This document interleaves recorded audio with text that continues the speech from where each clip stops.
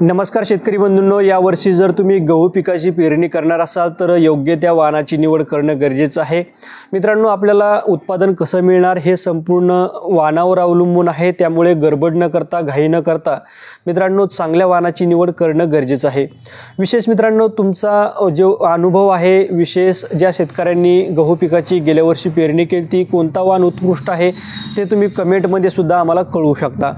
मित्रांनो, आज आपण 3 वाण सांगणार आहे। या 3 वाणापैकी तुम्ही कोणताही वाण निवडू शकता आणि विशेष मित्रांनो, आपण जे 3 वाण निवडले आहे त्या वाणापासून 20 ते 22 क्विंटलपर्यंत उत्पादन हे मिळेल आणि विशेष जी चपातीची क्वालिटी आहे ती सुद्धा चांगली मिळेल।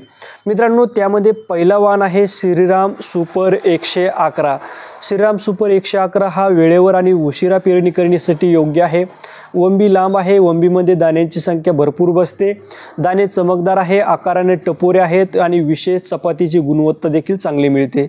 म्हणजे मित्रांनो, हा वाण अत्यंत उत्कृष्ट आहे। 120 दिवसामध्ये काढणीसाठी येतो, 20 ते 22 क्विंटल एकरी उत्पादन देणार आहे। त्यानंतर दुसरा वाण आहे अंकुर केदार। अंकुर कंपनीचा केदार हा सुद्धा एक अत्यंत उत्कृष्ट वाण आहे। ज्या शेतकऱ्यांच्या शेतामध्ये गहू पीक शेवटी पडतो मग त्या शेतकऱ्यांनी अंकुर केदार या वाणाची निवड करावी, कारण मध्यम उंच वाढणारा वाण आहे। हा गहू शेतामध्ये पडत नाही आणि विशेष मित्रांनो चपातीची क्वालिटी सुद्धा चांगली आहे।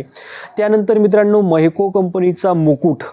मित्रांनो, हा वेळेवर पेरणी करण्यासाठी योग्य आहे। 120 ते 130 दिवस काढण्यासाठी लागतात, दाणे चमकदार आहे आणि मित्रांनो अत्यंत उत्कृष्ट वाण आहे। विशेष या वाणाची पेरणी करण्यासाठी एकरी 45 किलो बियाण्यांचा वापर करणं अत्यावश्यक आहे।